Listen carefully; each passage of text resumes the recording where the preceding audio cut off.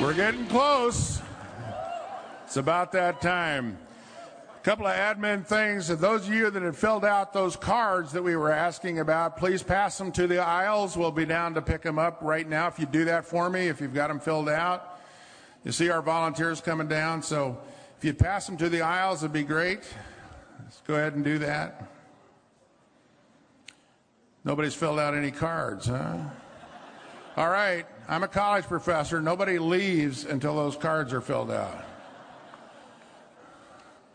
I have the power of the pencil. It's an amazing thing when a 20-year-old student realizes that you, in fact, do have that power. They get off their cell phones, they put away their computers, they put away their tablets, and they finally start to listen to the short, round little man in the front of the room. And you know what? They might learn something along the way. I want to tell you a story. This happened to me just yesterday, and it's an important story. The story comes from the fact that I'm sitting at the Pfister Hotel in Milwaukee, Wisconsin, one of the most famous hotels in all of the country. It's a beautiful old place and been restored, and every president of the United States has stayed there at one point or another since Teddy Roosevelt. The thing that's fascinating about it was I was looking for transportation out to the airport. It's about a 20 or 30-minute ride out there. And I asked the concierge to give me a taxi, and of course it was waiting on me when I went outside. And there was a middle-aged gentleman, and we had struck up a conversation, and he says, "You're with Mr. Trump." And I said, "Yes, I am. I'm very proud of that." And he says, and I asked him, I said, "Where are you from?" And he said, "Well, I'm from India. I worked for Sperry Rand Corporation in India. I was a plant manager. I had a very important position over there. I'm a well-educated individual. I had the opportunity to do well, and I did well enough that I applied to come to the United States as a legal immigrant. I came to the United States, and I settled in Milwaukee because General Electric had a plant here. And I came here, and I worked in General Electric doing a supervisor and high-tech work, working on that factory, and I worked there, and I thought everything was going to be great, and I was going to live the American dream. And then NAFTA came along, and GE moved that plant to Mexico and took my job with it. So now I have to be in, and I spent all this time, I couldn't leave, and I drive a taxi to make ends meet. This is the American dream that I've inherited. And I said, "What do you think about the presidential candidates?" And he said, "Oh, a lot of them are nice people. They're good people. But there's only one person that speaks to me, because he understands what I went through. He understands me. He's worth $10 billion, and he can relate to me, a man from India, a legal immigrant, a person who came here with all the promise in the world and watched our bad trade agreements ship my job to another country. I want that man to be my president." I thought about that, and I said, you know, back a few months ago, a lot of us we were looking at this position. I had the opportunity to work for a lot of different campaigns. And then I was approached by this campaign, and I was asked to come to work and to do this job that I'm doing. And I am very, very proud to be part of this organization. Because I looked around and I said, we've been trying the same stuff for 30 years, and nothing's changed.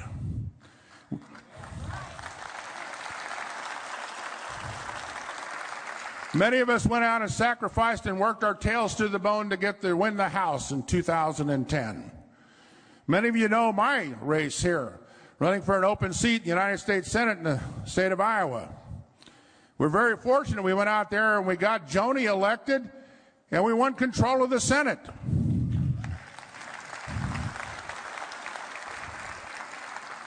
But nothing much has changed.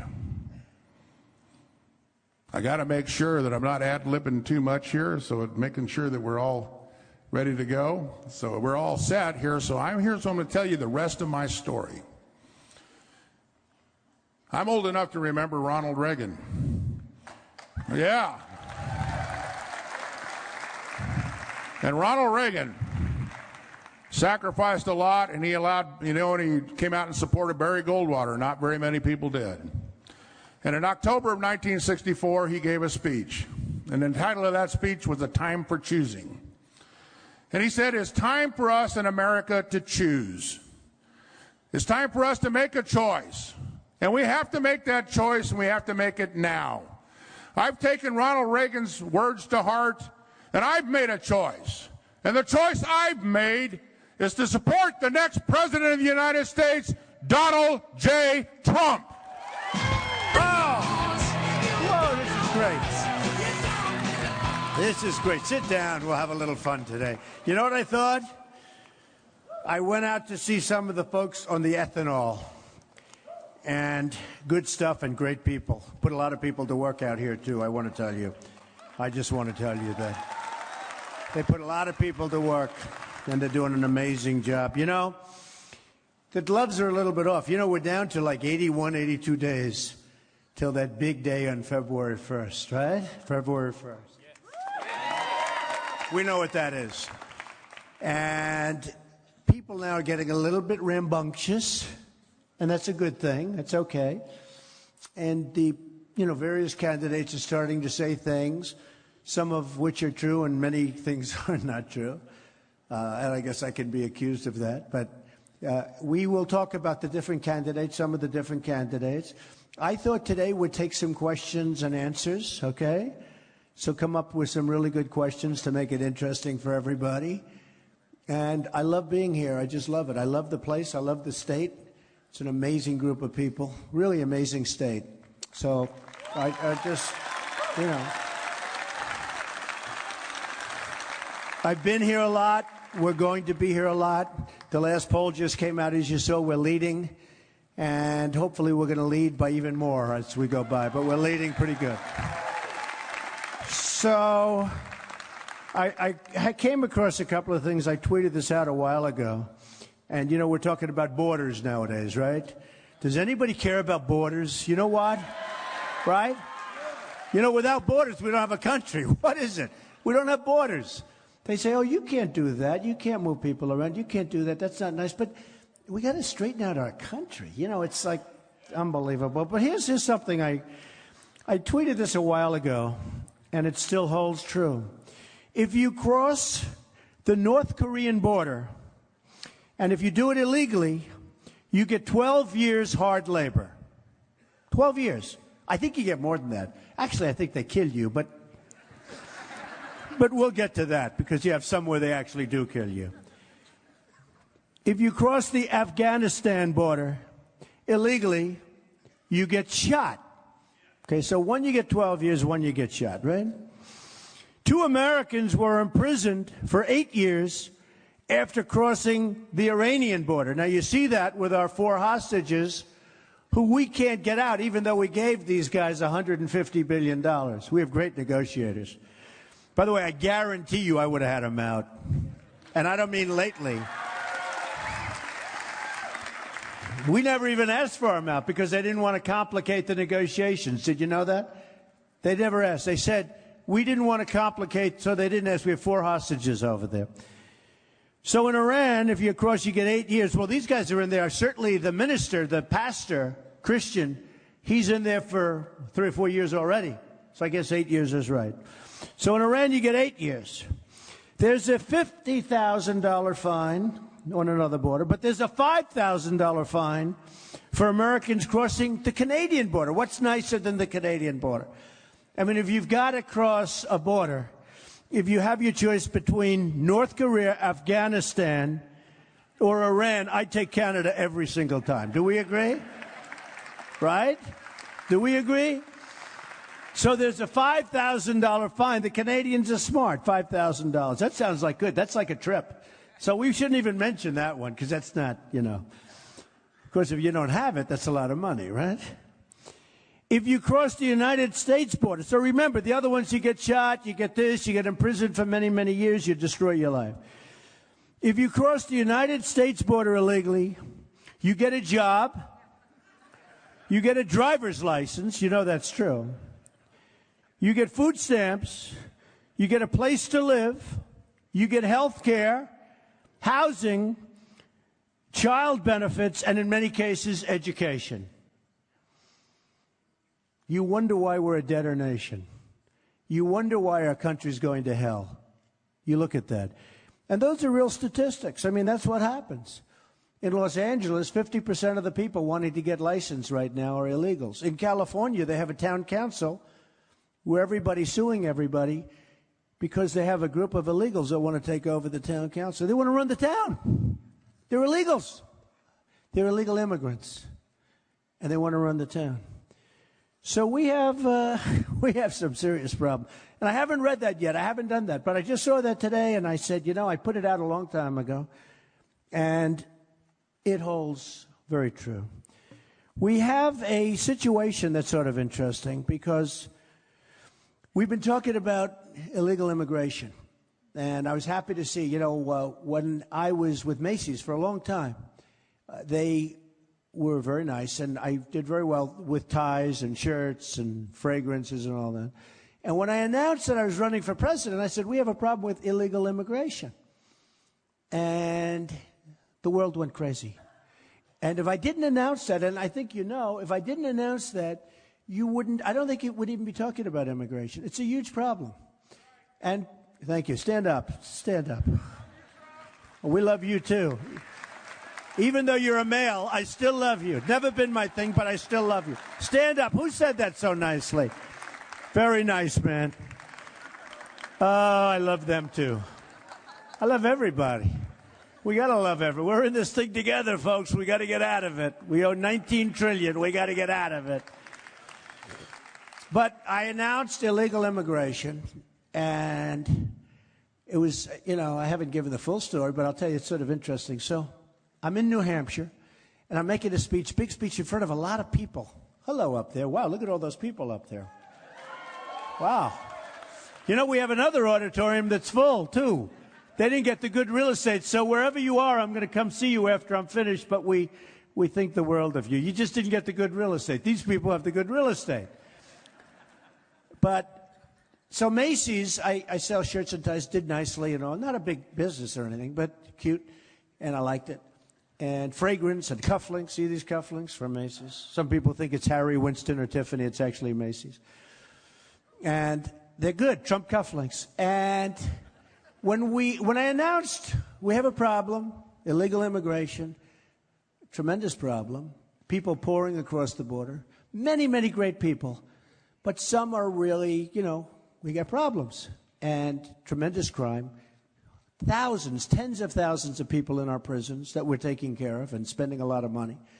People in our hospitals, just flooding across. We have fantastic people at the Border Patrol. I was in Laredo, Texas, a couple of months ago, and it was amazing meeting these people. And they want to do their job.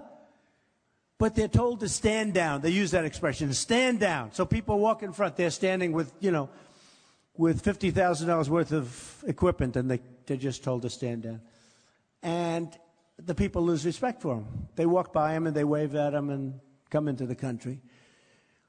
We had the anchor baby situation, which I turned out to be right on, because I said, how could that be possible? Where a woman pregnant, 9 months, walks across, has the baby on our land. Now we take care of the baby for 95 years, 85 years, 75 years, whatever it may be. Baby's a citizen. I said, can't be. Nobody can do that. Now, in Mexico and these other countries, if that happened, you said you were a citizen, they'd laugh at you. They'd laugh. They'd say, this can't be possible. What are you, crazy? But with us, you're a citizen. So I said, that can't be possible.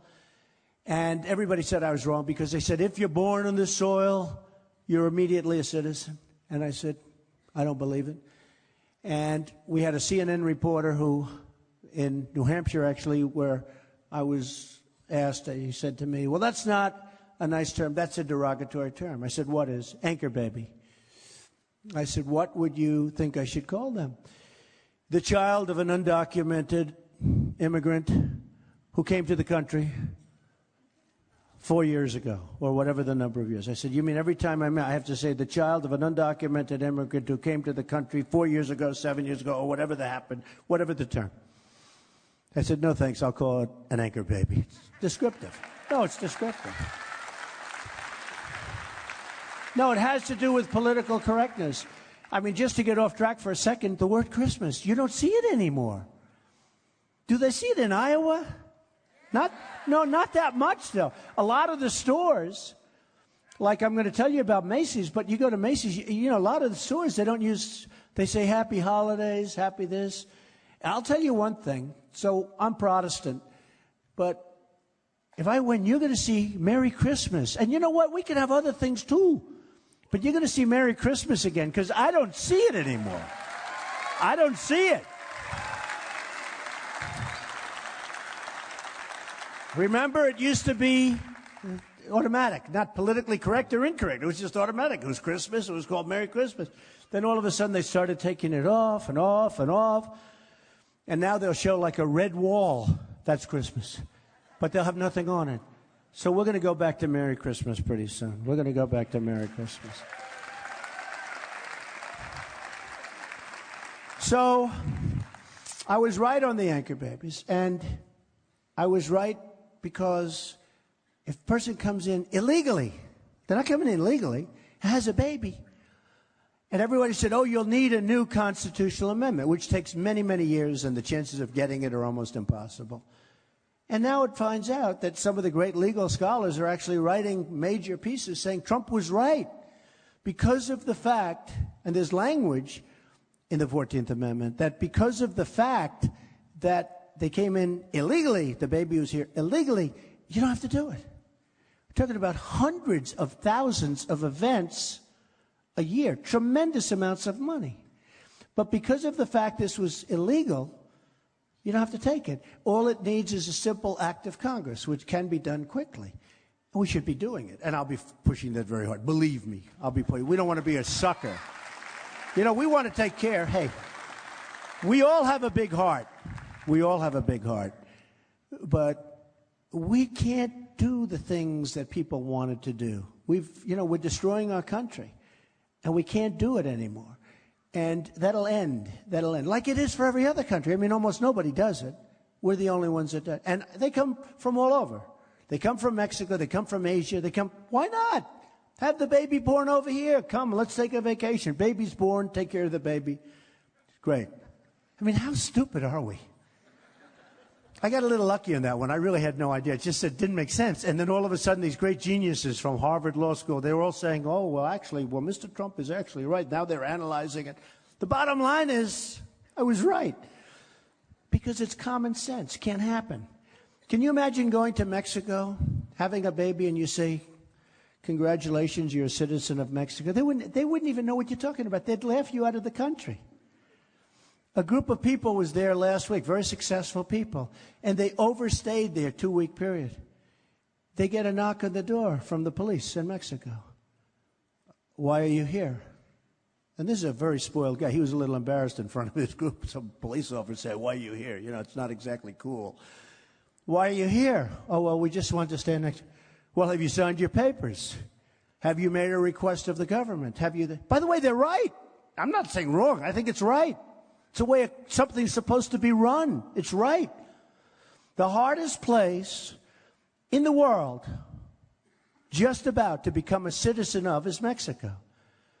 And yet people and I love Mexico. I love the Mexican people. I have thousands of Mexicans. I have thousands and thousands of Hispanics that work for me or have worked for me.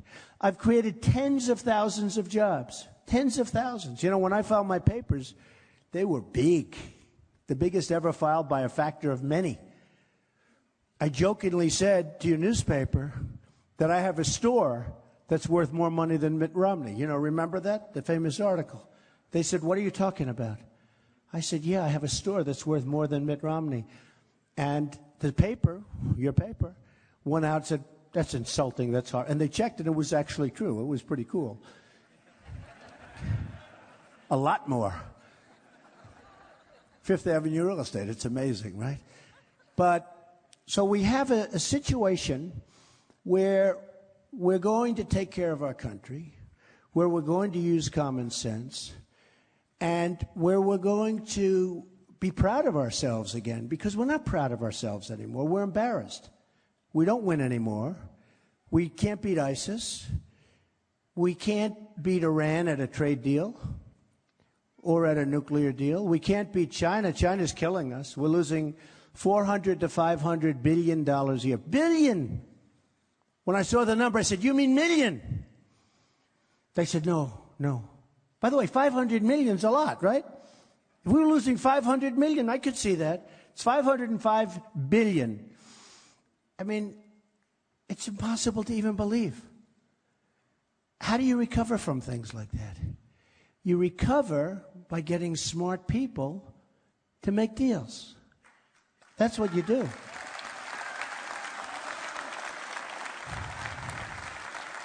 The great Carl Icahn, who's a great businessman, most of you might have heard of him, but he's a very tremendous businessman. His whole life is business. That's what he does. It's business.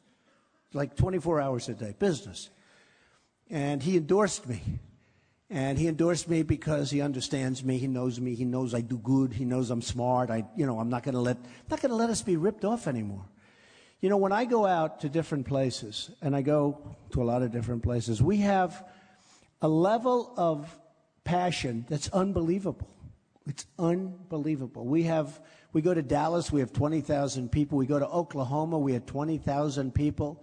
In Mobile, Alabama, we had 35,000 people. It's supposed to be 500 people. It turned out to be 35,000. We started with a hotel, then the convention center, but that only held 10. That only held 10,000. We ended up in a football stadium. And it was an unbelievable evening. We go to different places, like this place is packed right to the top. Every corner is packed. Yeah, no, it's packed. And you have the other room. And you have people standing outside trying to get in. But no matter where we go, it's the same thing. And, you know, I'd like to think it was because of me. I think it's because of a message. And the message in a certain way is, the message in a certain way is we're just not going to take it anymore. We're just not going to take it. We can't take this stuff anymore.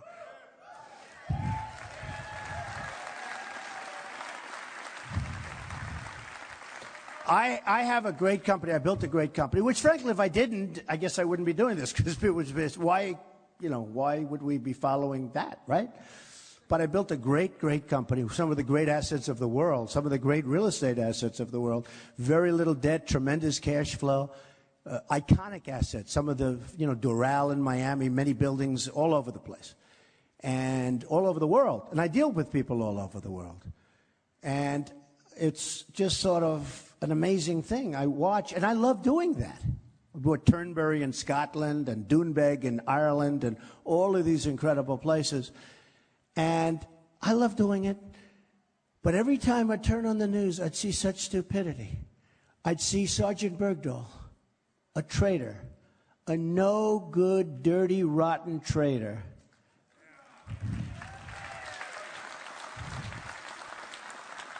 And we knew he was a traitor before we made the deal. They had a general and they had a colonel talking to all of the young people that were with him as soldiers. And what happened? 6 people went out looking for him. 6 people were killed. So 6 people were lost looking for him. And what happens now? In the old days, he would have been shot for being a traitor. He's going to get nothing. I heard the other day, I was watching, they've recommended no jail time, no nothing. I mean, seriously, in the old days, when you were a young guy, right? When I was there, they would have, it's gone. When we were strong and when we were smart. You're a traitor, you're shot. So he went out, he left, he deserted, he left, and they recommended nothing. But here's the thing. So we knew he was a traitor, and we made the deal anyway. I wouldn't have made the deal. I would have said, oh, he's a traitor? That's okay. They can have him for the rest of his life. No, I would have done it. I wouldn't even want him, Frankly, they're so brutal, that's not a good life. See, it turned out to be a little tougher than he thought. He thought he'd go over there, hey, babe, how you doing? How you guys doing? Boom, boom, boom. They beat the crap out of him, which is fine. That's fine. I'm happy about that. I don't think he's going there for a vacation. You know, he thought he was going to go and say hello to the enemy and talk to the enemy. But what happens is he came out, and now what we did, knowing he was a traitor, we gave them, I call Obama the 5-for-1 president, we gave them 5 of the best killers that they most desperately wanted, and they wanted them for 9 years. We gave them 5 people that are right now back on the battlefield doing all sorts of damage, wanting to kill everybody, including you. And that's our deal. I call them 5-for-1.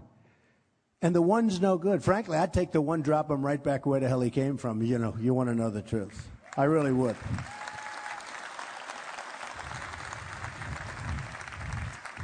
I look at the Iran deal, and I see Secretary Kerry, who's not a negotiator. He did not read The Art of the Deal. By the way, has anybody gotten my new book? Huh? Do you like it? Bring me that sucker. Bring me that sucker. It's doing great, by the way. If it wasn't doing great, I wouldn't mention it. Crippled America. Isn't that sad? And I saw the term. I'm reading something, and I see somebody was talking about how badly we're doing. And they said in some article, crippled America. I said, whoa, that's a rough term.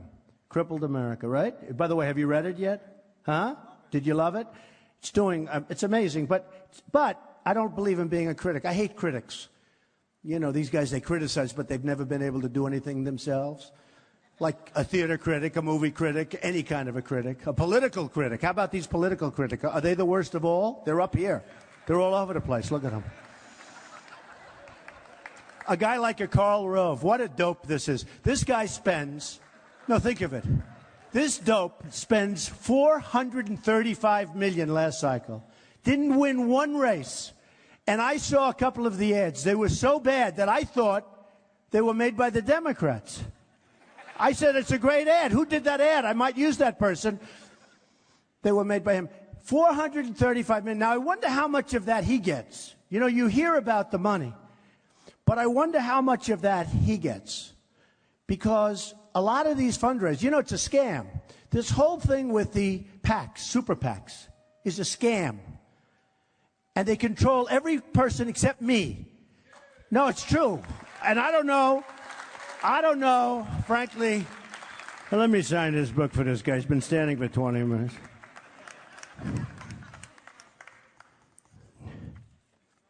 Terrible picture. You know what happened?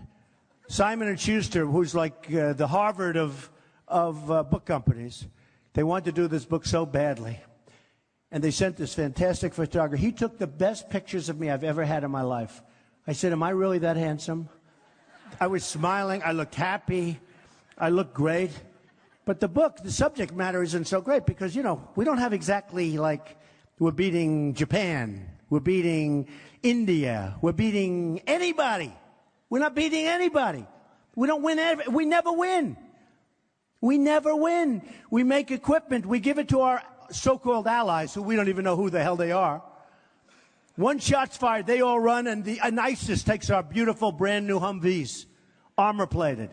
And our kids, it's true, and our kids are riding around in crap, and they have brand new armor-plated stuff. 2,300 Humvees sent over.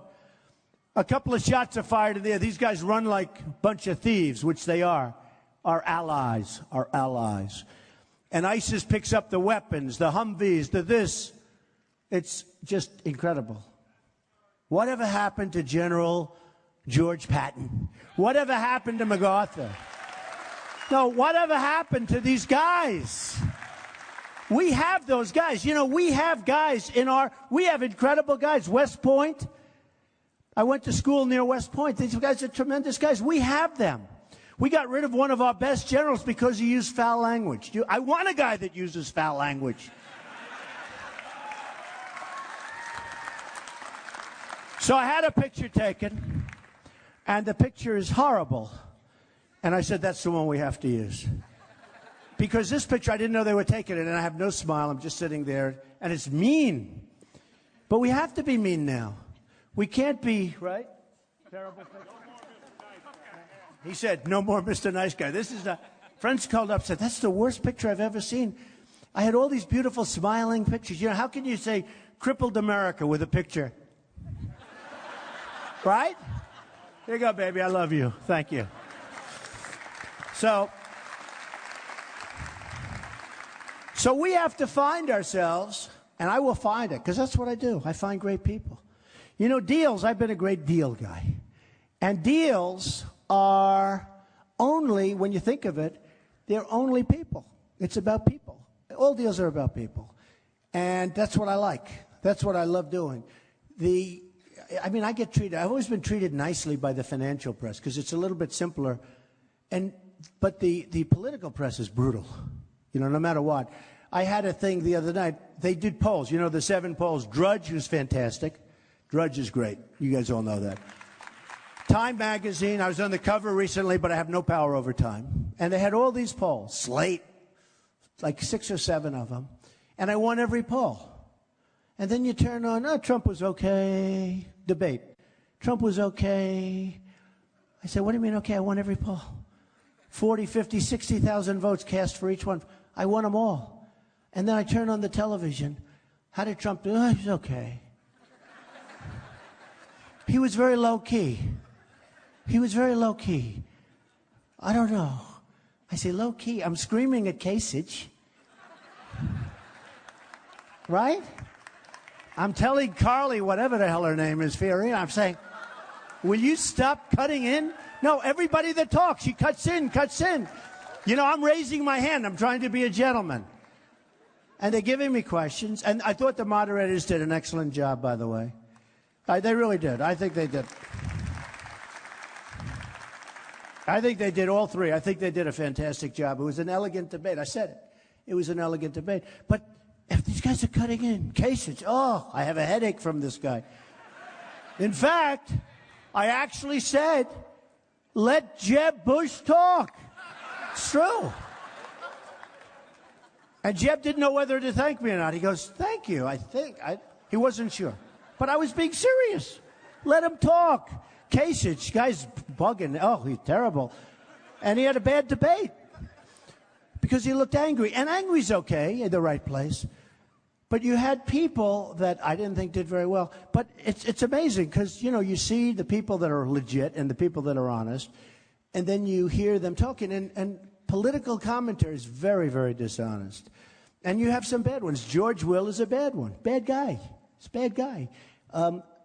Krauthammer is getting a little bit better toward me. A little bit. Oh, you know, a little bit better. But O'Reilly's tough, but he's good, right? He's good.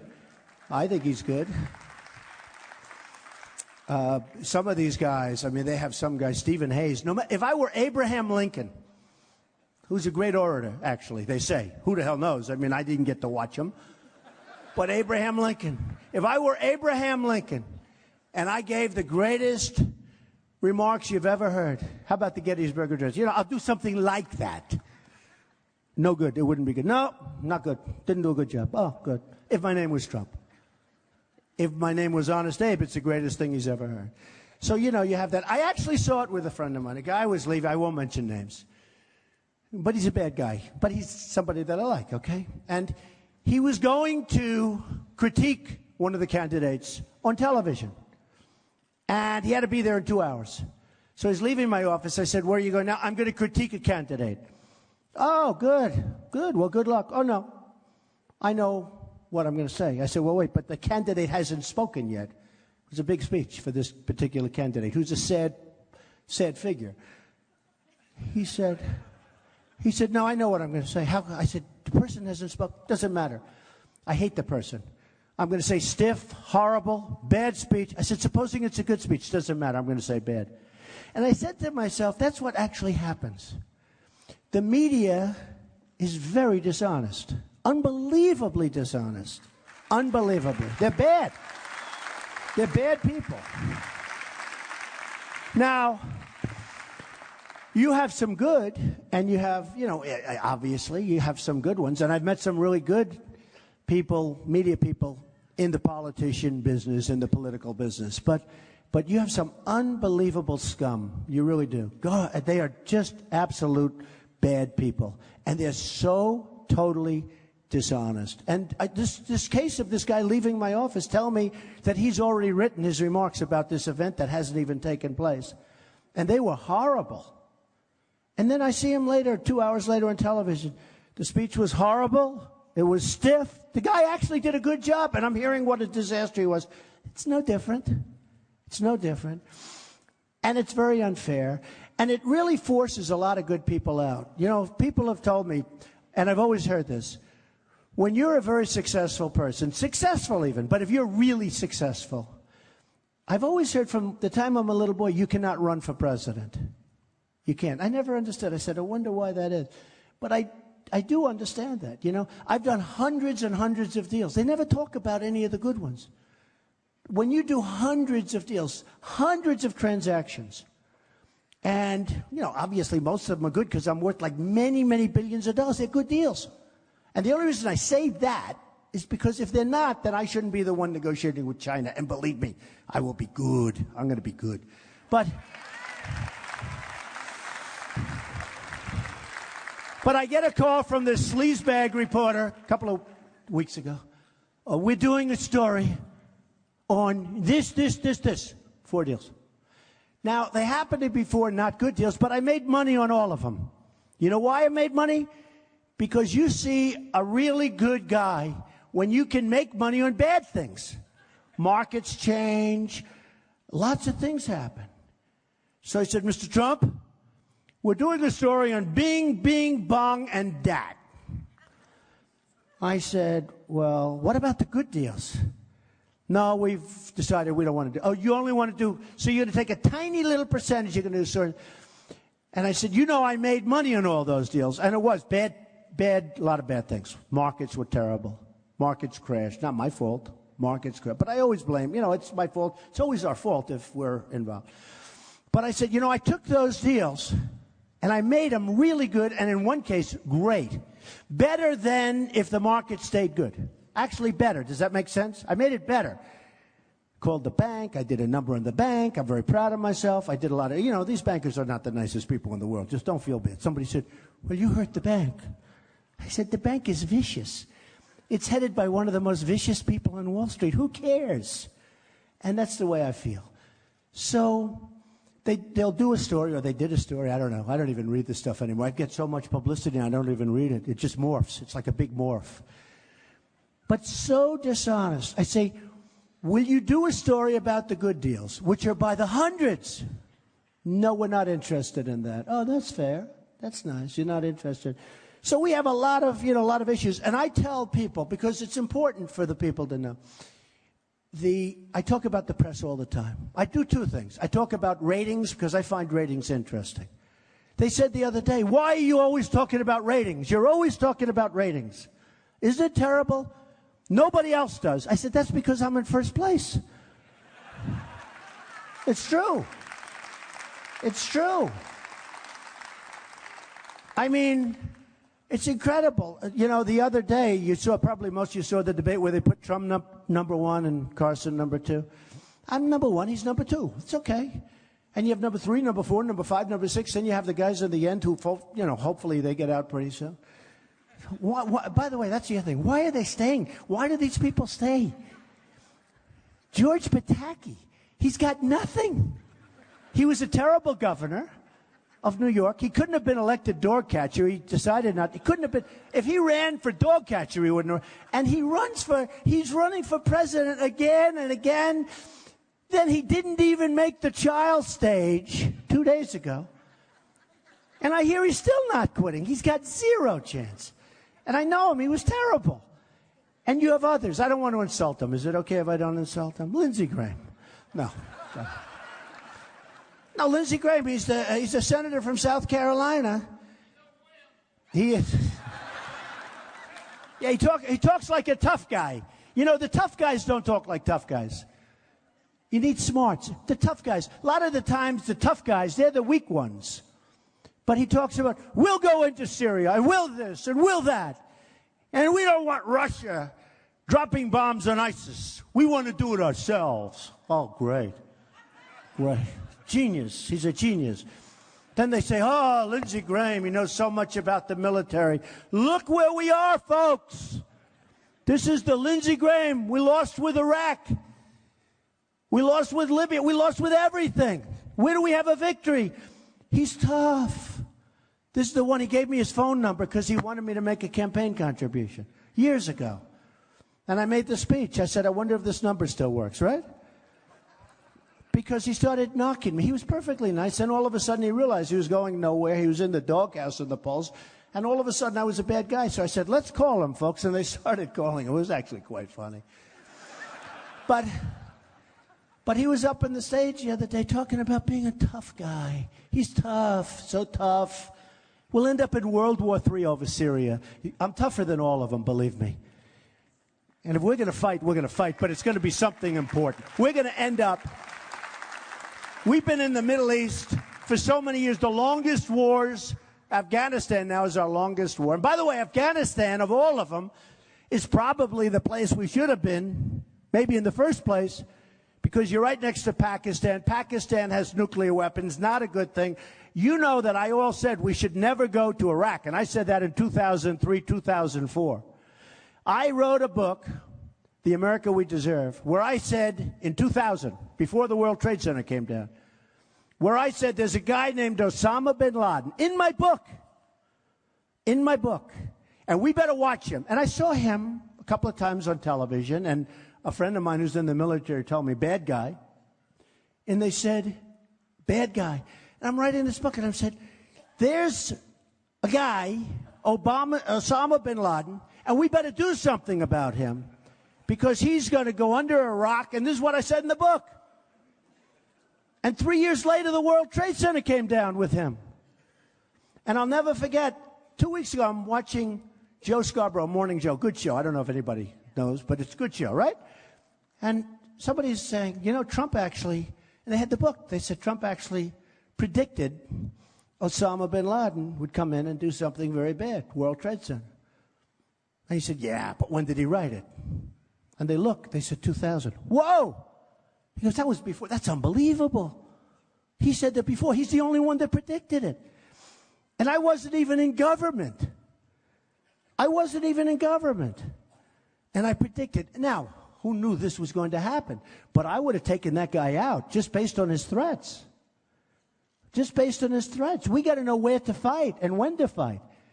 You know, we have stupid people. We have very, very stupid people running our country.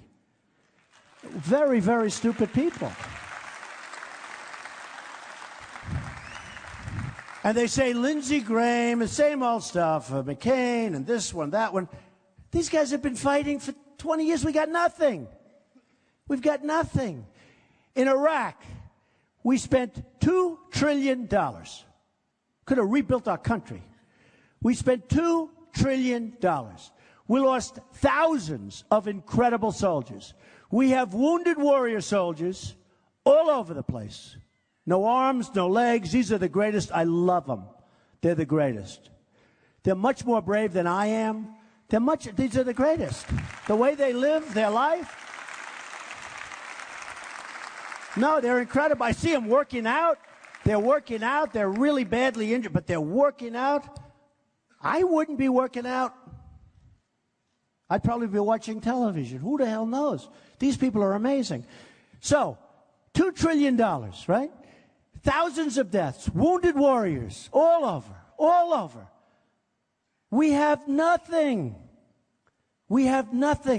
Iran is taking over Iraq, second largest oil reserves in the world.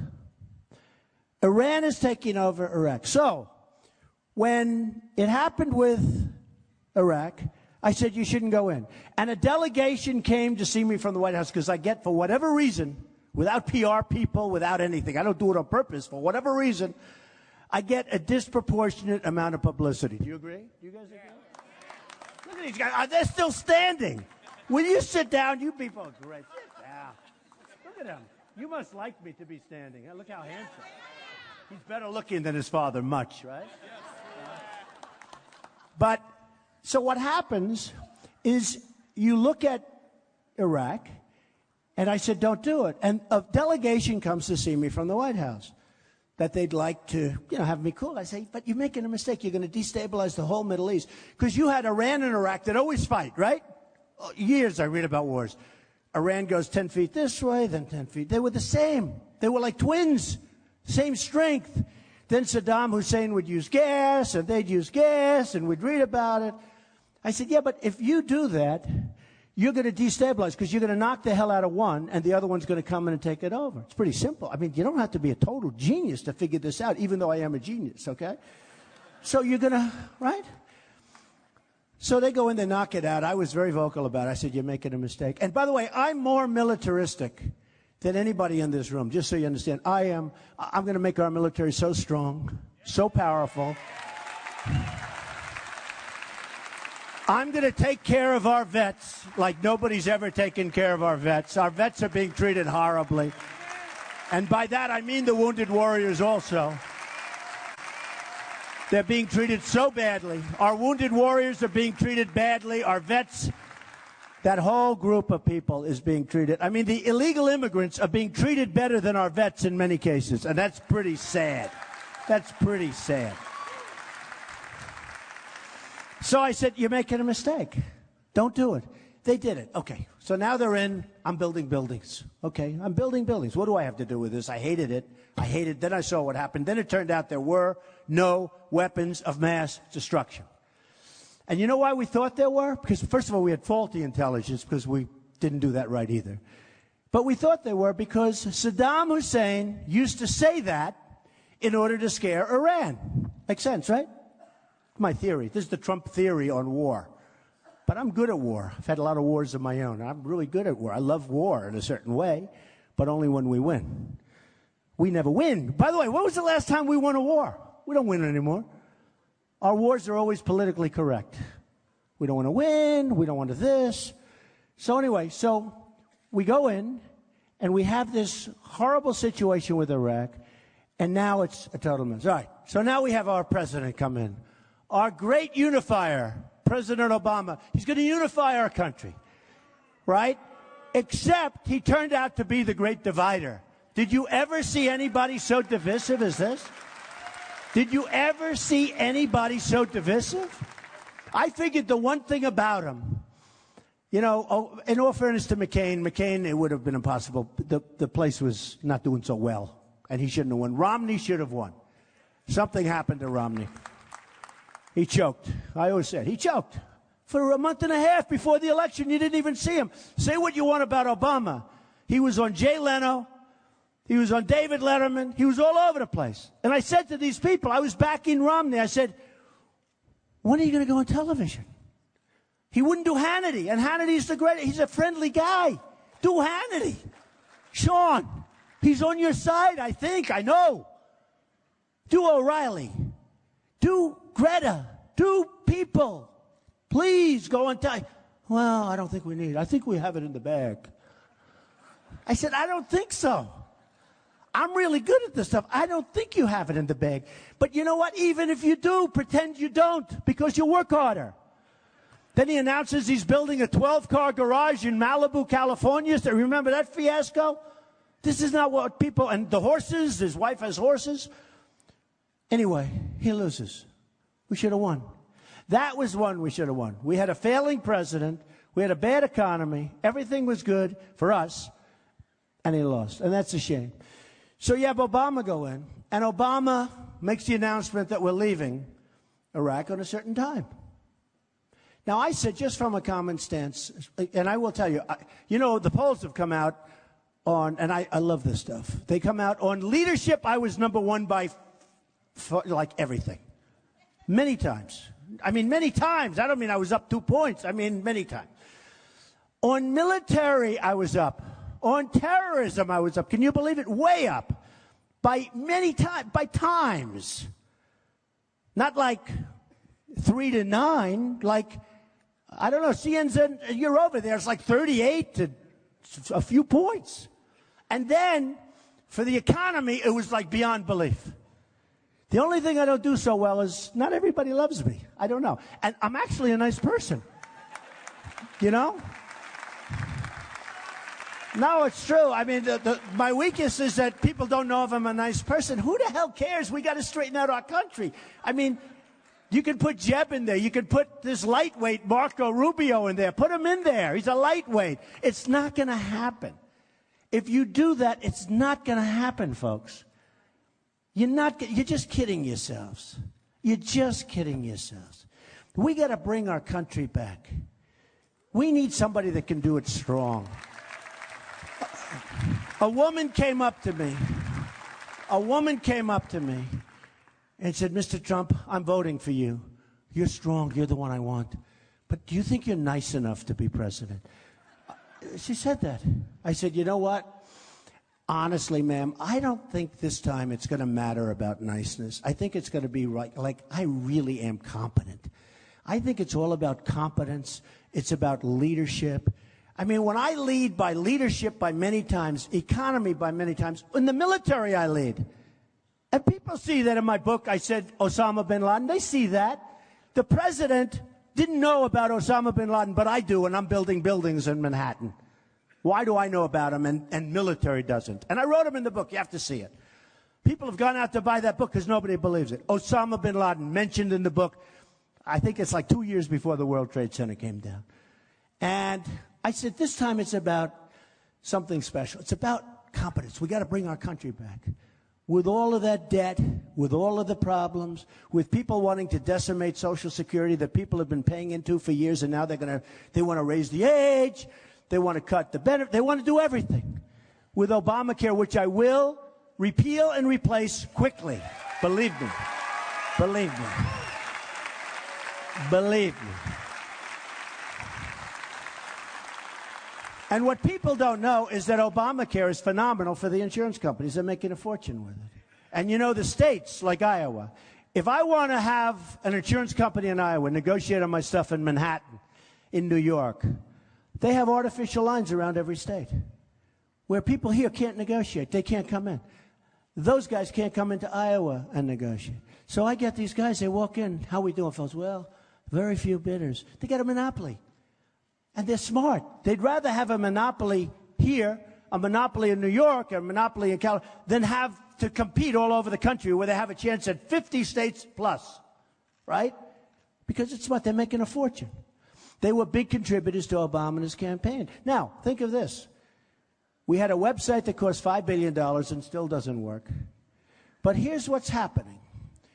In 2017, they're going to have to renegotiate the whole Obamacare. You know, it's a disaster. I don't know. You don't hear about it too much because we have so many other problems. No, as a country. The Iran deal is such a disaster. It's all a disaster. We have nothing good happening. Nothing. That's why I call the book Crippled America. There's nothing good. There's nothing good happening.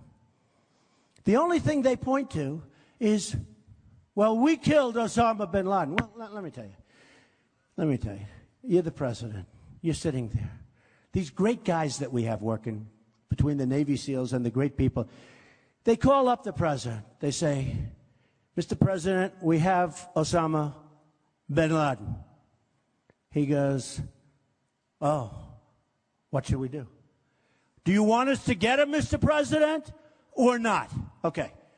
Pretend anybody in the audience, anybody, including these folks, they're very nice. They don't sit down. They're still standing. They're all excited. I love them. Okay, pretend anybody in the audience is president, right? And these great guys come in. General, Mr. President, we have Osama bin Laden. So we have a choice. We can leave him alone, Mr. President, or we can go and either take him or bomb the hell out of him. Who's going to say leave him alone? Is there anybody that would say it? And that's the only thing they can point to. They say, and that was years ago. It's a long time ago. So he says, take him. And our SEALs did a great job. They did a great job. Brave guys. I met two of them. They're great guys. But who would say don't get him? Would anybody say that? I mean, you say go get him. And then they sit around waiting, and the answer is a good answer. And give him credit. I want to give him credit. But who would say, oh, you have Osama, let's not get him. Oh, great. I mean, there might be two people in the audience, but those are very weak characters. I'd like them to leave immediately, okay? Those are not my kind of people. So we don't have victories anymore. We just don't have them. So we're going to turn this thing, and we're going to make it so good. But we now need people that are great in office. I'm going to find a general who's so good, who's so mean and so smart. I don't want just mean. I want mean and smart. You know, I know a lot of tough guys, but they're stupid. We don't need tough, stupid people. Those are the worst, actually. The worst guys are the tough, stupid people. No, I need tough and mean and really, really smart, like General Douglas MacArthur. General MacArthur was the #1 student in the history of West Point, had the highest grades in the history of West Point. And he was a great general. And he had the image. He'd get off the thing, you know, the plane with the corncob pipe and the hat. He loved it. But now we have television people. They always go on television, our generals. I talk about this all the time because I can't believe it. Why is a general on television? Because he's giving signals to the enemy. We have a certain general on television about 2 months ago. And he's talking about how ill-prepared we are. That we've never been so ill-prepared. And the announcer asks, you know, it's a show. And I'm saying to myself, I don't want him. I don't want him talking. Don't say it. Don't talk. Can you imagine the great General Patton sitting on a television talk show? General, these guys are spinning in his grave. So I watch this guy talking. How do you think we could do about ISIS? Can we win? I don't know. They're very tough. They're very tough. They're elusive. I don't know what we do. I say, oh, God. No wonder they're so emboldened. No wonder they feel so. You know, it's like I've heard different accounts from 40 to 60,000 people. Good fighters, ISIS. Good fighters. Smart. Good. And I said, they asked me, so I'm running for president. I'm leading in almost all the polls. And they asked me a question about ISIS. And I say to the announcer, I don't really want to answer it. And the next day, these idiots over here say, Trump doesn't know the answer. The reason I don't want to answer is because I don't want to tell the enemy. If I win, I don't want to have to. Does that make sense? I don't want to tell them. So 2 weeks go by, and I get the question again. How would you fight ISIS, Mr. Trump, if you're president? I said, do I have to answer it? Do I have to? They said, Mr. Trump, we really think it's appropriate. And I did too, because I was getting killed in the press saying I know more about ISIS than the generals do, believe me. I said, all right, so here's what I do. I hated to do it. Oh, I hated to do it. Because I think I'm going to win. And I don't want these guys. No, I don't want these guys. Because my life has been about victories, in all fairness, okay? It's been about victories. I've had a lot of victories. I'm not like a person that enjoys. You know, you have a lot of people that like to lose, you know. They like to lose. They feel comfortable losing. That's not me. I don't feel too good when I lose. But I said, I don't want to really tell you. But then I realized I had to, because I was getting killed by these people. They said, Trump doesn't have a plan for ISIS. I said, no, I have a plan, but I don't want to tell ISIS what it is. Because I might win. I had to. I said to my wife, I said, you know, I got to tell them about this plan. I'm going to have no choice. Because otherwise I'm not going to win. People are thinking like I don't have a plan. I hate doing it. So I'm on one of the shows, and I said, look, ISIS is making a tremendous amount of money because they have certain oil camps, right? They have certain areas of oil that they took away. They have some in Syria, some in Iraq. I would bomb the shit out of them.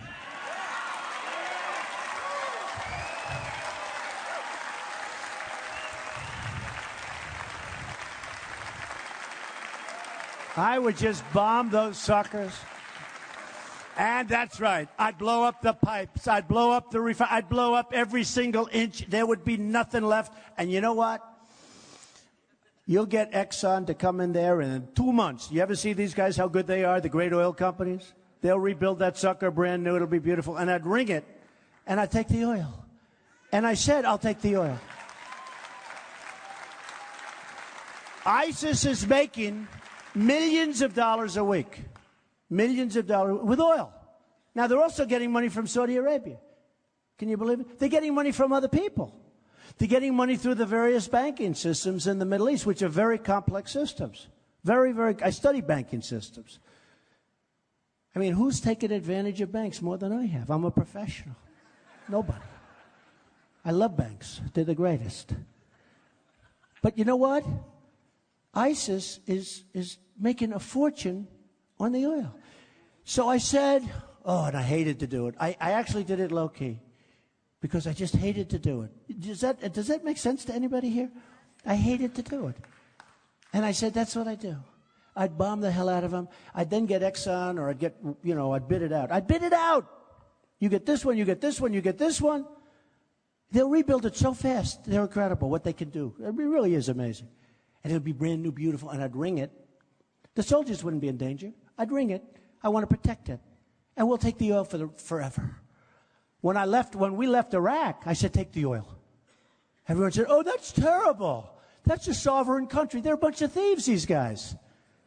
They were taking millions and millions in cash and putting it in their pockets. We were delivering satchels of cash there in Afghanistan. It's out of control. They deceived us because they didn't take care of the Kurds. They didn't take care of the whole thing. ISIS formed because these people were not allowed to partake in God. That's where ISIS came from. It came out of Iraq. And ISIS turned out to be a hell of a lot tougher than the guys running Iraq. But this is where it all started. What we have created is unbelievable. So now you have Obama, and he's in.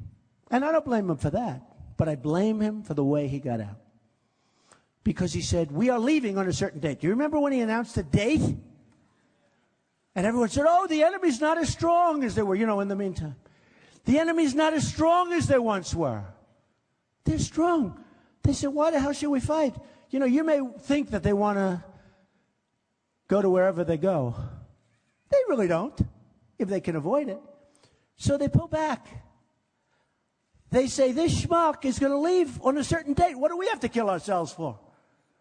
So what happens is we leave and they go in and do all the damage that they're doing. You saw what happened today. Massive bombs all over the place in Iraq. You saw that, right? I see everybody shaking their head. Terrible. It's a carnage. But Obama said, we are leaving on X date. Gave the date. Now I'm sitting there and I say, what? That's stupid to do because the enemy's going to pull back, wait for the date, we'll leave, and they'll go do whatever. And this is what happened. And that's why Iraq is negotiating with Iran, and that's why Iraq is negotiating with Russia now. Because we pulled out. Now, I didn't want to go in, but we should have left our 20,000 soldiers there. Because we could have stopped a lot of the stuff that's happening now. And then you have Libya under the great Hillary Clinton. I mean, she's the worst Secretary of State. Probably Kerry might go down as worst because, honestly, Kerry made the Iran deal. He may be the best thing that ever happened to Hillary. He made the most incompetent deal I've ever seen. But Hillary, think of Hillary. Every single thing that she touched turned to garbage. The entire Middle East in her reign and the reign of Barack Obama went to hell. Libya, look at Benghazi, an offshoot. But Libya. And now what we're doing is people are saying, and again, remember, very militaristic guy, very militaristic. But you have people, and you have Assad, and then you have the rebels. How many times have we been backing rebels to find out that they're always worse than the guy that's in there? Right? All the time. So now we have the rebels. We're giving them hundreds of millions of dollars worth of stuff. Russia, because he has no respect for, Putin has no respect for Obama. I don't know if you saw him the other night on 60 Minutes with me. We were stablemates, right? He was on, I was on, same time. We got very good ratings that night. I'm taking credit for the ratings. But on 60 Minutes, it was great. But he has no respect for Obama, so he starts bombing, to which I say, that's not so bad. Now, they just blew up his airplane. I assume that was probably a bomb. ISIS actually took credit for it. I think they probably did because they found a timer in it today. Did you know that? They find a timer for the bomb today. That's usually an indication that there was a bomb, right? They have a timer. And they announced a long time ago, a while ago, that they blew it up. So he can't be a friend of ISIS. This was a Russian plane. They can't be a friend of ISIS. So if Putin wants to bomb, I say, go ahead. Go ahead. Bomb. And we can bomb too. We got to stop ISIS for a different reason. We can't allow people to cut off people's heads. We can't do it. No, we got to beat them so badly. Because we can. If Russia wants to bomb, I say that's great. And we don't want to get stuck in a quagmire in Syria. You know, we're in a quagmire. We were in a quagmire in Afghanistan and are. We're in a quagmire like you never saw in Iraq, but now we're out. But essentially what we did is all those lives, all that money, all that everything, just so horrible. But it was a quagmire. Would everyone agree? You know, just a total quagmire. And now we have another potential quagmire. And Putin likes Assad, and Assad's a bad guy. But the rebels might be worse. In fact, a lot of people think that the rebels that we're backing is ISIS. And people are saying they're ISIS. So I come out and I say, listen, why are we giving all of this equipment to these people that we don't know who they are? I spoke to a general 2 weeks ago. He's a great guy, very familiar with the situation. I said, what do you think of the rebels? He said, Mr. Trump, we really don't know who they are, sir. I said, oh, that's great. Now I feel better. Now I feel better. What the hell are we doing? We have to rebuild our country. We have to put money into our country. Our bridges are falling down. 60% of our bridges are in danger. I mean, they're in danger. They're in bad shape. Our roadways, our highways, our schools. In Afghanistan, we build a school, they blow it up. We build it again, they blow it up. We build it again. So far, they haven't blown it up, but it's going to blow up. But we can't build a school in Iowa. We can't build a school in Brooklyn, New York. We can't build a school in New Hampshire. We can't take care of our vets. We can't have hospitals for our vets. We don't have any money to do anything for ourselves. At what point do we get smart? And I say by us building up the military. Somebody said, oh, you're going to spend a lot of money on military. I said, yeah, I'm going to spend money. That's the greatest investment we can make because the world wants to kill us. And if we go strong, really strong, nobody's going to mess with us, folks. It's going to be cheap. It's so cheap. It's going to be so inexpensive to build up our military compared to where they think we're weak. We've got to be so strong. And I mean, I say it all the time. We've got to be so strong, so powerful, so advanced because we have the right equipment. We have the great stuff. We have the great stuff. We're selling it to people and sometimes the wrong people. Sometimes we're giving it away and we're giving it away to, but we have the brain power. We have the great people. We have the great stuff. But we've got to be so strong and so advanced that nobody plays with. It's so important. It's so cheap. You know, somebody said, oh, you're going to spend. No. I'm going to spend here, but we're not going to have wars because nobody's going to touch, especially with me because I'm so unpredictable. I'm so unpredictable. Like, I didn't like the way, I don't like the way Obama treats Putin. Obama's trying to act like a tough guy, and he's showing how tough he is, okay? Tough guy. Draw a line in the sand. When you draw a line in the sand, you can't, you got to do something, right? Didn't do. First time I've seen that. Here's a line in the sand. That's like the bully, draws a line in the sand, then walks away from the fight. But that's okay. That's okay. But we have to have somebody, and the word predictable is a very important word. I'll give you an example. A week ago, President Obama announced very proudly that we're sending 50 of our finest military to Syria. And I said, why is he announcing that? Why is he saying that? These 50 young men and, as I understand it, a few women, rough stuff. Rough stuff.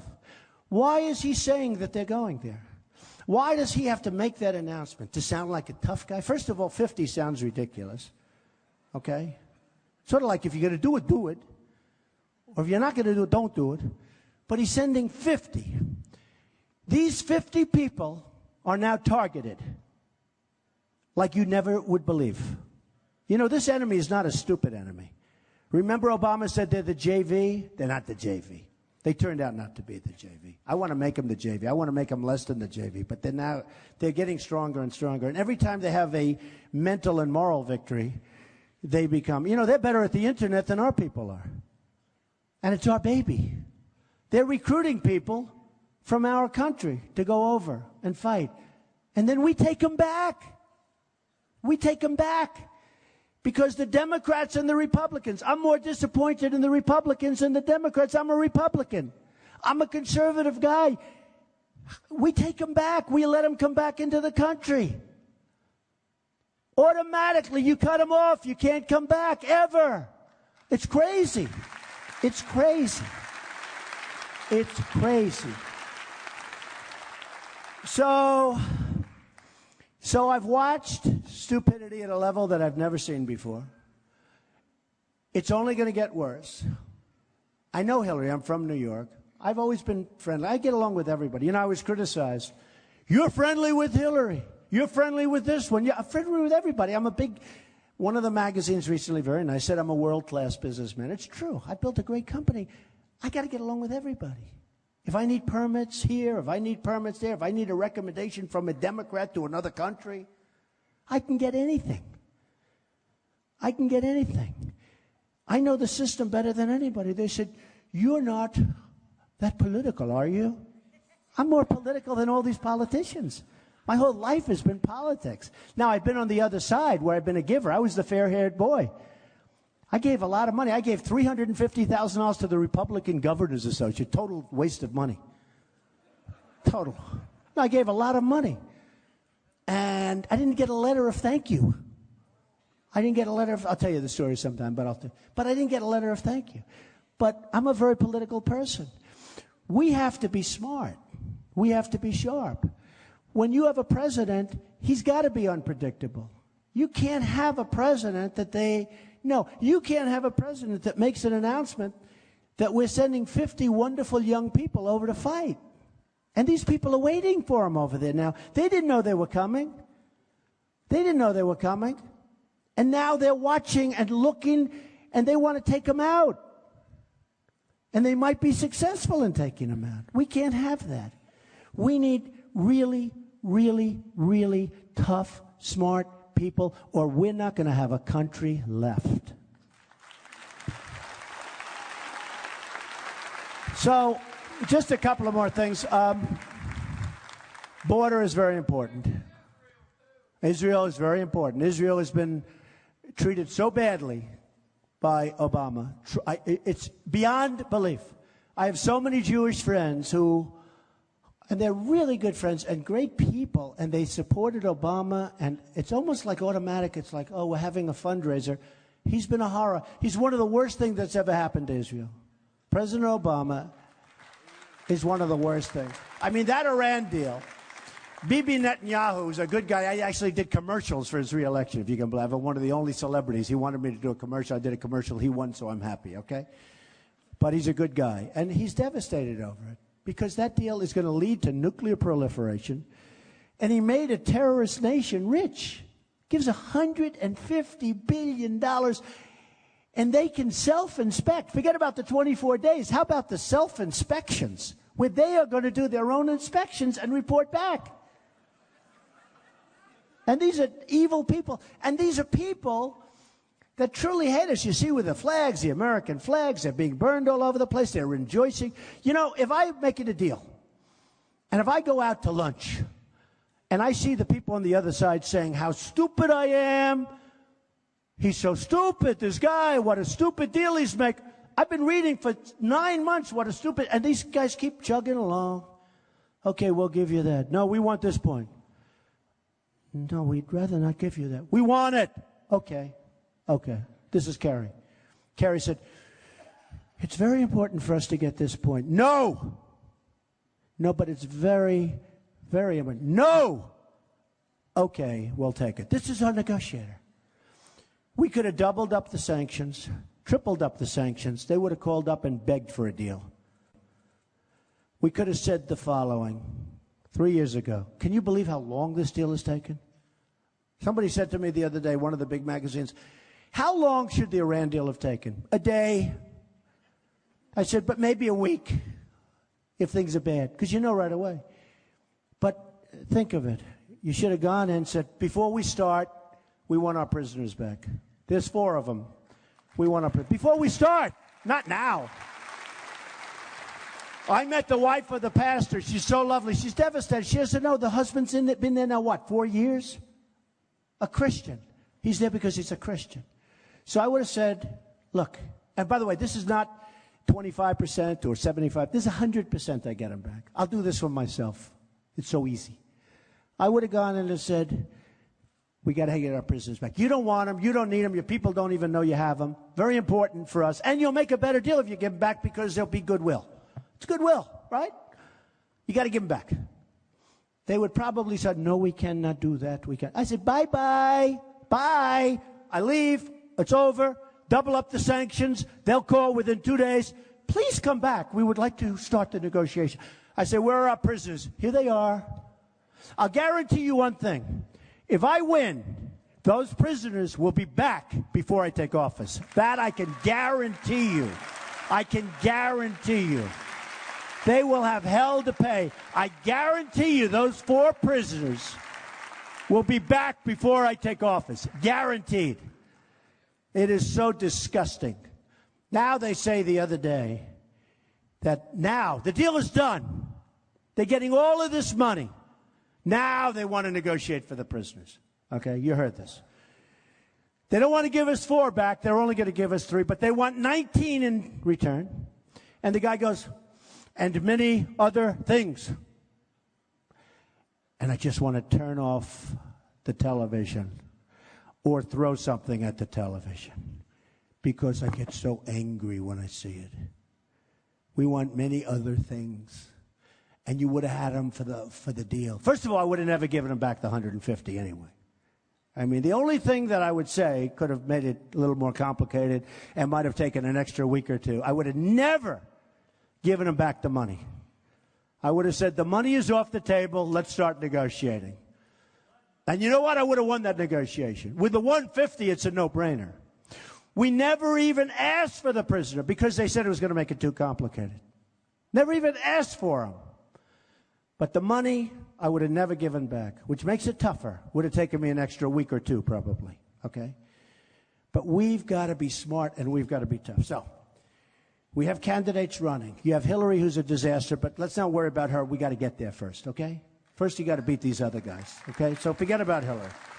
Hillary's got so many problems, and she's being protected by government, totally protected. I think she'll probably be allowed to run because what she did is so much worse than what General Petraeus did. It's so much worse than what other people did. And General Petraeus' life was destroyed. Destroyed. You know, he got a sentence that he didn't have to serve. I mean, they gave him a sentence. He destroyed his life. Nice guy, but they destroyed his life. Other people, for doing a tiny fraction of what she did. So they're protecting her. So I believe she'll be the candidate. She'll run.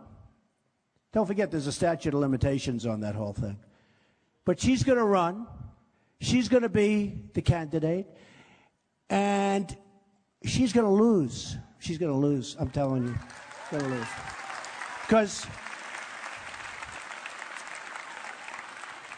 Because people are sick and tired of watching what's going on. They're sick and tired with her whole big attitude.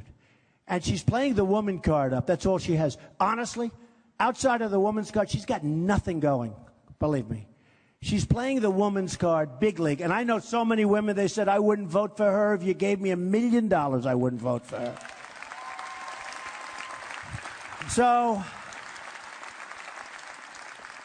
I'm running against these other people. Nice people. I'll discuss a couple of them. Should I or should I not? You won't get angry at me if I talk about somebody that you like? If you do, that's okay, too. I don't care. Well, let's start. We'll start with Rubio. I mentioned before. Nice person. Weak on illegal immigration. You know that. Weak. Rubio. Ready? Weak on illegal immigration. Like weak, like a baby. Like a baby. Not a good poker player. because every time he's under pressure, he starts to just profusely sweat. If he was playing poker with me, I'd say, I know what. The water would start pouring off his body. I'd say, oh, boy, he'd have a hard time. We need a poker player, a great one, okay? We need a great one. So, very weak on immigration, a member of the Gang of Five. You know what the Gang of Eight was? The Gang of Five was the weak gang. The Gang of Eight became much stronger on illegals coming in. So he's a member of the Gang of Eight, and the Gang of Eight wants people to just pour into the country. So he was very proud of that. He thought it was great. And then his poll numbers went down in the toilet. And all of a sudden, he wasn't a member of the Gang of Eight. Because, you know, say what you want about some people. They come up with something, they know it's not politically popular. I do that. And if you don't want it, that's okay. I'll go off to the sunset. I'll build my buildings. I'll kick the bucket. That'll be the end of it, and I'm fine. Really, that's the way it is. But I got to do what's right. That's why I'm tougher on illegal immigration than anybody. That's what I'm saying. We have to take people that are here illegally, and we have to move them out. And you know what? It's going to be done. It's going to be done. It's going to work. And now even the other candidates are saying, you know, I think he's right. They don't know. We have to do it. Illegal immigration is costing us $250 to $300 million a year. And they're here illegally. The word is illegal. One of the reporters said today, but you're talking about removing the illegal immigrants. Well, they're here illegally. They're taking our jobs. You know, we actually have 100 million people that are in a, you know, they want to work. They can't work. If you're looking for a job and you give up after a number of months and you go, you know, you just can't get one, they consider you employed. That number, 5.2%, is such a phony number. The real number is probably 25%, probably 30 or 35%. Because, you know, I said it today, if that number were correct, I wouldn't have 20,000 people in Dallas. I wouldn't have 35,000 people in Mobile, Alabama. I wouldn't have 20,000 people in wherever I go. In Oklahoma, I had 20,000. I wouldn't have these crowds. I have by far the biggest crowds of anybody. If that number were correct, this room wouldn't be packed with an auditorium outside that's also packed. Wouldn't be packed. We're in trouble. We probably have a 25% unemployment rate. So we need somebody that's going to produce jobs. Illegal immigration is terrible. We're going to build a wall. It's going to be so big, so strong, so powerful. No truck is going to ride over it in a ramp. And it's going to be done for the right price. And by the way, I say it all the time. And I mean it. That's what I do. Mexico is going to pay for the wall. I'm not going to pay for it.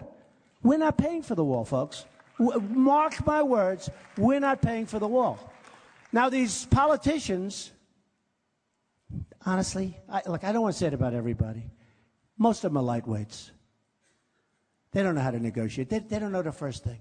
I talked about corporate inversion. They didn't know what the hell I was talking about. That's where a company leaves this country because they can't get their money and also because taxes, and they take all the jobs. They don't take the jobs. They drop the jobs.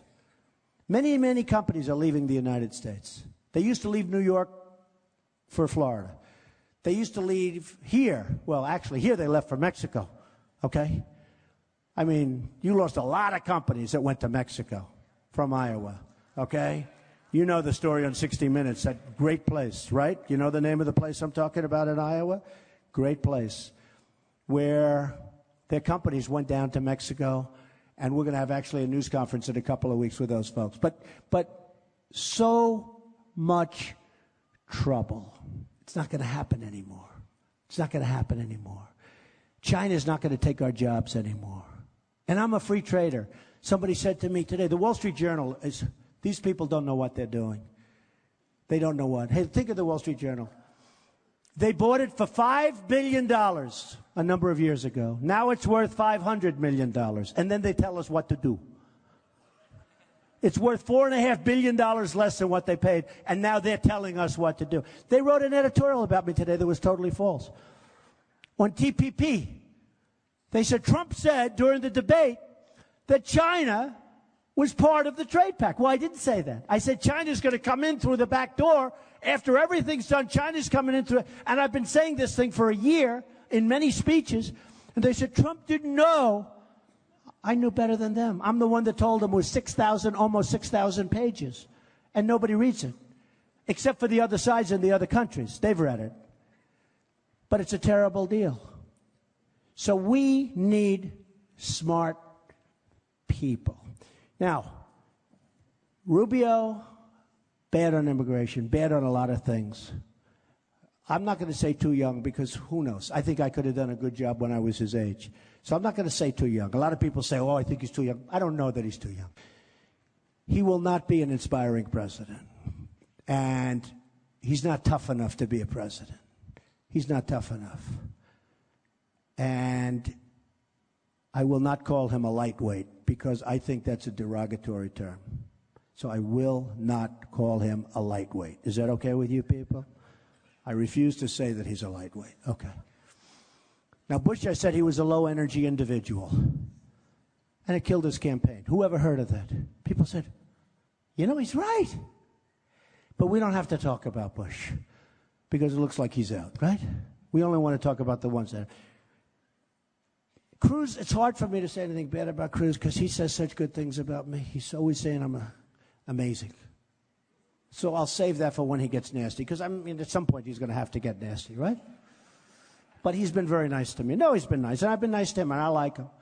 But he's been nice. But, you know, at some point he won't be probably. Because, you know, if it's down to the two of us, he's not going to be nice. I understand that. So then we can do what I like to do best. Okay? But right now we'll leave him alone. Now, Carson's an enigma to me. I didn't say it.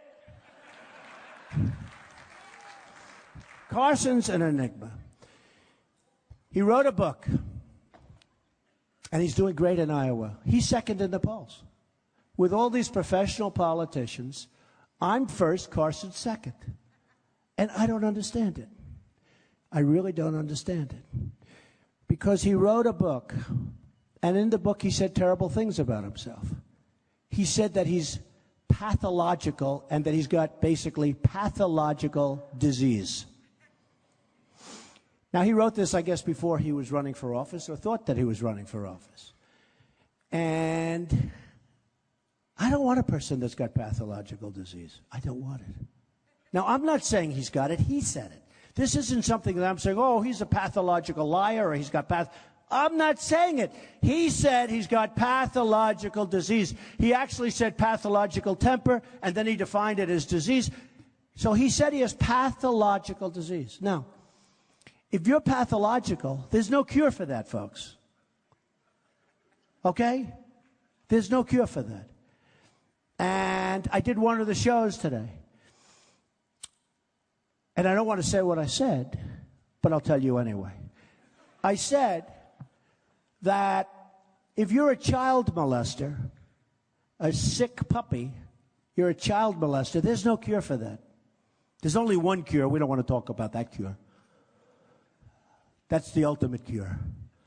No, there's two. There's death and the other thing. But if you're a child molester, there's no cure. They can't stop you. Pathological, there's no cure. Now, he said he was pathological. Okay. He said he went after his mother with a hammer. He wanted to hit her on the head. Or he hit her on the head, or he wanted to hit her on the head. And I said, wow, that's tough.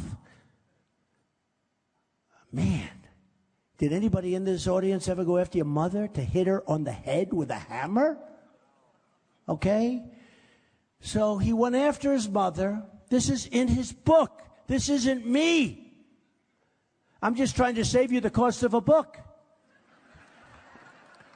So he's a pathological, damaged, temper, a problem.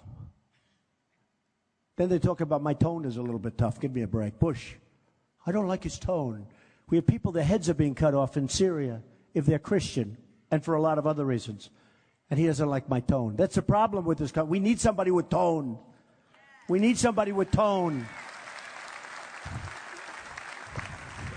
You can go back to the other guys later, but let's straighten it out, okay? We'll go back to the guys with the nice, easy tone like Bush and like Rubio and like these characters.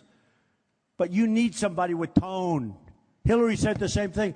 I didn't like the way Mr. Trump spoke last night. His tone wasn't nice. Let's not worry about it, folks. Let me straighten it out. Then I'll promise I'll leave you alone, and you can go back and blow it all for the next 20 years, and you'll get somebody else like me up there, and they'll straighten it out again. But go back to Carson. So he went after his mother. Think of this. He went after his mother with a hammer at a fairly young age, 14, 15 years old. I didn't. Okay. He hits a friend of his in the face with a padlock. Like a master's padlock. Whah! In the face with a padlock. A lot of damage. Okay. I never did that. I mean, I misbehaved. I spoke during class. They said, don't you dare talk to her. Yes, sir. Yes. But no padlocks in the face to friends. Then here's the beauty of all.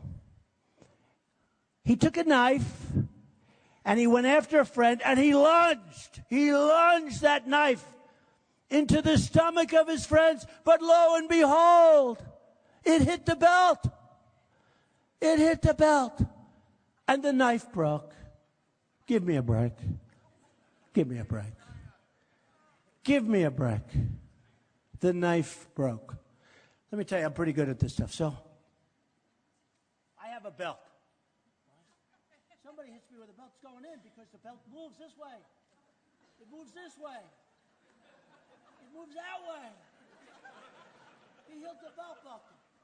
Anybody have a knife? You want to try it on me? Believe me, it ain't going to work. You're going to be successful. But he took the knife, he went like this, and he plunged it into the belt.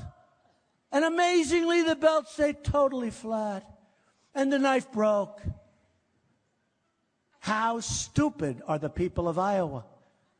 How stupid are the people of the country to believe this crap? So here's the good news. He's now saying all of that stuff happened because otherwise he's a liar. And I said, no, wait a minute. It should be the other way. It didn't happen. The press made it up. Those guys, they made it up. No. It happened.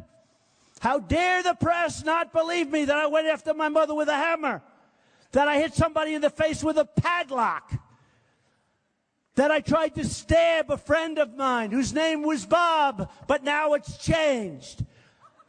Whose name was Bob. He was a friend, but now he's a member of my family. Who I have a brother. Don't speak to him. I don't want you to talk to my brother. So he's trying to convince everybody that these things happened. Again, I'm a religious person. I'm going to protect people. I'm going to bring back people. Because say what you want about Christianity. As a group, we haven't done a good job in protecting our religion. We really haven't. We've let government take it away. We've let government take it away. Pastor Jeffers, who's a real nice guy. You know Pastor Jeffers. He's on television the other night, and they're asking him about Trump. He says, yes, he's a Christian, and he's a good guy. He's not your typical Christian. But, you know, sometimes we sort of do a little sacrifice because he's an unbelievable leader, and he's really smart, and he's going to protect us. And maybe that's better than having a perfect Christian that doesn't have leadership ability, which is, you know, going to happen, that doesn't have certain other qualities. Because we need somebody that's going to be a leader and protect us now. I'm going to protect everybody because I know how to do it. And I'm a worker. I know how to do it. I really know how to do it. So here's the thing. So Carson, oh, the knife broke. There it is. It's laying in the, oh, good. So what he's saying is that these series of events, and he goes into the bathroom for a couple of hours, and he comes out, and now he's religious. And the people of Iowa believe him. Give me a break. Give me a break. It doesn't happen that way. It doesn't happen that way. And some people might not like it. Oh, that's not really nice what you say. Don't be fools. Don't be fools. Okay? Now they're saying it wasn't him. Now, I don't know, maybe this was a false report, but it wasn't him that hit with a hammer. It was his mother came at him all of a sudden. Don't forget, the name changes. Everything changed. And I don't care. I may leave here and you may say, oh, that was not nice what he said. Who cares? I go back to my life. I don't have to do interviews, which I don't like doing, to be honest with you. I can leave this scum back here, the press, alone. I don't need them anymore. They're garbage. No, they're scum. I don't have to deal with them anymore. But here's the guy who's saying, think of it. You got to think of it. How crazy it is. He's demanding that it's right that he went after the mother and wanted to hit her over the head with a hammer. And these other events and the knife. Because if he didn't, he won't have credibility. And I said, well, wait a minute. I put out a tweet the other day. At Real Donald Trump. Very hot. Millions of people. But I put out a tweet. I said, if I were him, I'd rather have it the other way. Where he didn't go after. Right? Where he didn't. So, I say, what the hell have we come to? What have we come to? When we have to believe this kind of stuff, and we're going to put somebody in office who considers himself to have pathological disease. Read the definition in the dictionary of pathological disease. And I'm not saying it. He said it about himself before he knew he was going to run for office. And then he's controlled by a super PAC in Iowa. And the head guy at the super PAC, I hear, left. And nobody writes about it. I mean, the truth is, he's complaining about the press not treating him well. Okay? Let me tell you something. If I did the stuff that he said he did, I wouldn't be here right now. It would have been over. It would have been over. Okay? It would have been totally over. So, that's who is in second place. And I don't get it. I don't get it. On top of which, he's never had an employee. I put thousands of jobs, many, thousands, tens of thousands of jobs over my career. Tens of thousands. Thousands of people working. I know jobs. I say, I will be the greatest jobs president that God ever created. I will. And I'll tell you another thing. I believe two other things that people are going to be surprised at. I believe I'll be the best at the military that we've had in many years in this country. I really think I'll be better at the military than at the jobs. And I will be a great unifier. People say, oh, well, you're very polarizing. I'm not polarizing. When we start winning, this country's going to come together. This country's totally polarized right now. You look at what's going on with colleges, you look at what's going on in Baltimore and saying, look, this country is a mess. We're totally polarized right now. This country needs a cheerleader. We need somebody that can promote our country as being great again. We need it, and we need it badly, and we need it fast because we're going in the wrong direction. So I only tell you this. I love Iowa. I've been here so many times now. I think I'm going to buy a farm and maybe just move here. I like it. But, no, I might. I love it. I love it. But I can only promise you this, that if I win and if I become your president, all right, well, you know, that always happens. They always say when, but I got to say if. Look, I'm running against a lot of people. And I'll say when just to make you happy, when. But the truth is it has to be if. It has to be. You know, look, there's always, who knows what happens. But if and when I win, I will make our country so great, so strong, so wonderful. People from the Democrat side, people from the Republican side, from the conservative side, from the liberal side, they'll be happy. They're going to be brought together because we'll have money to save Social Security. We'll have money to save Medicare. Carson wants to get rid of Medicare. He wanted to abolish Medicare. I said, that's the end of his campaign. Medicare actually works, other than the fraud and the abuse. I mean, we have to stop the fraud, abuse, etc., but Medicare actually works, right? I mean, do we agree? He wants to end Medicare. And you can't end Medicare.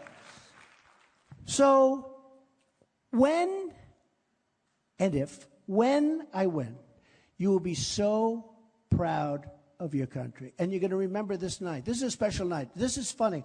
This is a night I've really enjoyed being with you. It's sad in many ways because we're talking about so many negative topics. But in certain ways, it's beautiful. It's beautiful. Because we're going to turn this country around and we're going to make it not great. We're going to make it greater than it's ever been before. We can do that, okay? We can do that. We're going to make it greater than it's ever been before. And I love you all, and I thank you very much. And we will be back. Thank you all. Thank you very much. Thank you. Great people. Thank you, everybody.